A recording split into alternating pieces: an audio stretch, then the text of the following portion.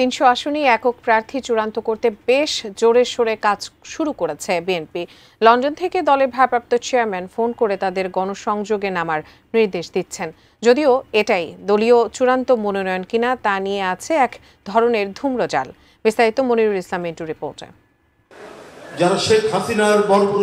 প্রতিটি আসনে একাধিক মনোনয়ন প্রত্যাশী হয় দলীয় প্রার্থী চূড়ান্ত করা বিএনপির জন্য বড় চ্যালেঞ্জ। ফলে আগামী নির্বাচনে কারা বিএনপির মনোনয়ন পাচ্ছেন তা নিয়ে কৌতূহল বাড়ছে। গণতন্ত্র এবং আইনের শাসন আসনভিত্তিক মনোনয়ন প্রত্যাশীদের সঙ্গে বৈঠক করছেন দলের দায়িত্বশীল নেতারা।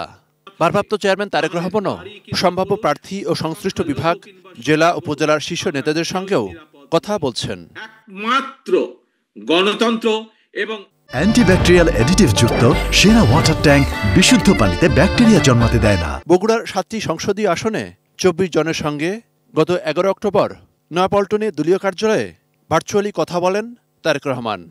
এর মধ্যে 4টি আসনের 4 মনোনয়ন প্রত্যাশী নেতাকে গত 14 অক্টোবর রাতে তারেক রহমান ফোন করেন বলে দাবি করেন নেতারা। তিনি বললেন যে সব আগামী জাতীয় সংসদ নির্বাচনে তুমি একক প্রার্থী হিসেবে ঢাকায় এসেছিলে, বাট তোমাদেরকে শক্তভাবে কাজ করতে হবে। এদিকে মেহেরপুর 1 ও 2 আসনে সাবেক 2 এমপি মাসুদ অরুণ এবং আমজাদ হোসেন দলের সবুজ সংকেত পাওয়ার দাবি করেছেন। ভারপ্রাপ্ত চেয়ারম্যান সুনির্দিষ্টভাবে বলেছেন, মেহেরপুরে নির্বাচনে প্রশ্নে আমাদের কর্মকাণ্ড পরিচালনা করতে হবে যাতে আগামী দিন ধানের শীষের বিজয়কে সুনিশ্চিত করা যায়। সামনের সময়ে আপনাকে দিয়ে আমরা নির্বাচন করাতে চাই। দলকে জিতানোর জন্য যে সমস্ত প্রয়াস গ্রহণ করেছেন সেই বিষয়ে কিছু জানতে চান, আমি সেই বিষয়ে অবহিত করি। এছাড়া আরও কয়েকটি আসনের নেতারা ভারপ্রাপ্ত চেয়ারম্যানের ফোন পাওয়ার কথা জানান। তারেক সাহেব আমাকে বলেছেন যে আপনাকে নমিনেশন দেওয়া হলো, আপনি এই সিটটা আমার উপহার দেবেন। আমি বলেছি you will get this seat. এ ব্যাপারে বিএনপির সিনিয়র যুগ্ম মহাসচিব রুহুল কবির রিজভী বলেন, আন্দোলন সংগ্রামে অবদান এবং নির্বাচনে জিতে আসার সক্ষমতা বিবেচনা করেই প্রার্থী বাছাই করা হচ্ছে। তবে এখনই চূড়ান্ত তা বলার সময় আসেনি।